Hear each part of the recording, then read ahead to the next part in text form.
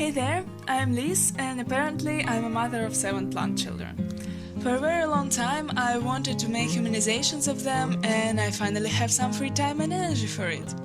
I also just love talking about my pretty kids, so this video is for me to talk as much as I want to, and for you to watch my low success attempts in character design. I really did my best though. I have a file folder with 70 references from Pinterest and even some photos of my mom's colleagues because I needed their vibe for one character.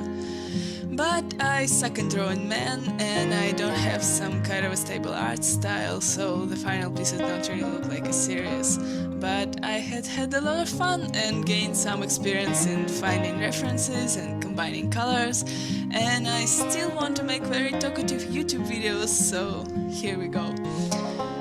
Now, becoming a plant mom wasn't the plot twist I expected. I've been living in what you can call a country house for all my short life. We have a rather big area, so there've always been just endless vegetables, fruits, grass, and goddamn flowers growing. Who take care of it all is usually my granny, but she's also a kind of a boss here, so my mom and I have almost no chance to escape. Obliged to help with it all from a very young age, I strongly believe that I hate gardening wholeheartedly.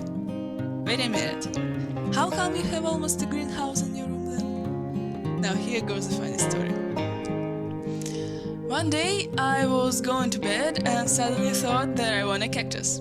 Like, to create the vibe, you know, and you don't need to do practically anything to keep it alive.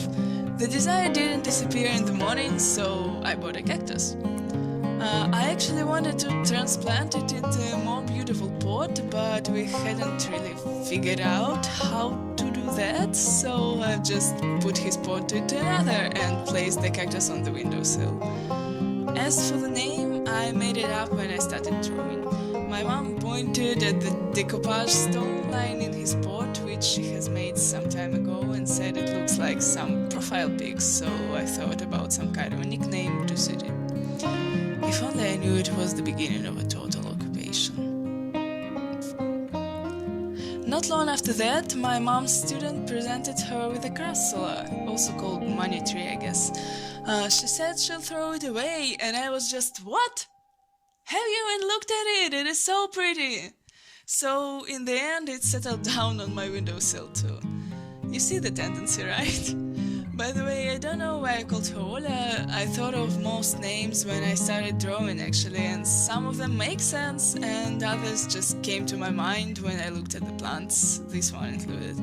I feel like it doesn't suit her entirely, but at the same time I don't want to change it, so let it be. Also, it's her who I used mom's colleagues' photos for. You know, my mom is a psychologist, and her colleagues are probably the most wonderful people I know, so I needed their vibe. Really needed. The next story is my favorite.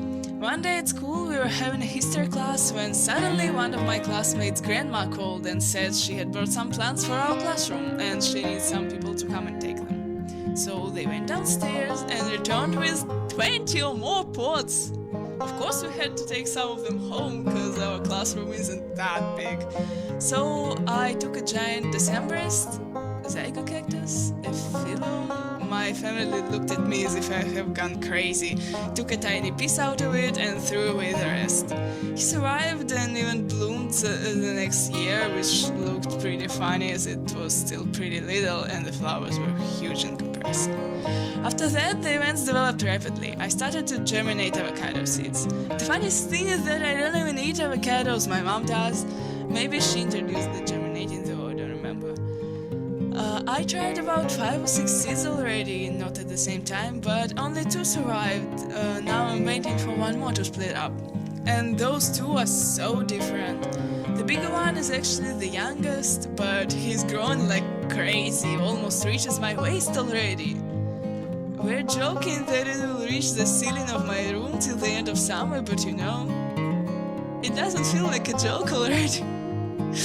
The scooter represents his previous pot, by the way. I have changed it way later than I should have, so his roots took all space and even went through the drain holes. I had to break off some pieces and was kind of afraid it will go dying, but this boy has more will for life than I do. As for the other one, she's my wife, Your Honor. I don't know why I love her so much. She grows much slower and I probably used to overwater her or something. Some parts of her leaves have dried up. But every time I looked at her, I won't just kiss her leaves. She actually stopped growing at some point and I was thinking this was the end of her, but thankfully she's feeling just fine after recent repotting and hardly makes new leaves. By the way, she got her name from my friend who just mixed up the plants' names, so now I have an avocado named Olive. It sounds quite elegant though, suits her perfectly. Approximately at the same time, my mom has brought me a bamboo, or so we thought. Google said that it's actually a Dracaena sanderiana, also known as a lucky bamboo, which is a kind of mislead. Its stem does look like a bamboo, but it doesn't grow much and mostly produces leaves, so in the end it looks more like a bush or something. I didn't upset though, Dracaena sounds even cooler than a bamboo, plus I can pull my dig out and tell people I know something that obscure. Anyway, her name is Giraffe, thanks to the same friend, godmother of my kids, love you. The next greenhouse citizen was a ficus, a rubber plant, not sure which name is more commonly used. I brought it from St. Petersburg out of the blue last year. We were at our friend's apartment. I just noticed this kiddo and said that it's mega cute. And the owner suddenly offered me to take it, cause she had a big one already and didn't need this babe anymore. Anyway, of course I agreed. I actually wanted to name her Violet, but then thought that naming more than one plant with the names of other plants is kinda lame, so I found another beautiful name started with the same letter. In Russian it does. And the youngest kid. Of course it's neither a water lily nor a maple, the name is my friend's fault again. It's more likely Hedera, at least some recognizing plants app says so, I don't remember what was written on the label. At this point I have to confess that I'm actually kind of a reckless mother. She had all chances to die because of aphids not long ago. When I noticed them, the plant looked like almost a living, breathing anthill. It was so disgusting I almost cried. Not worse than the real ants I had in my room last summer, but still not something I want to see again in my life.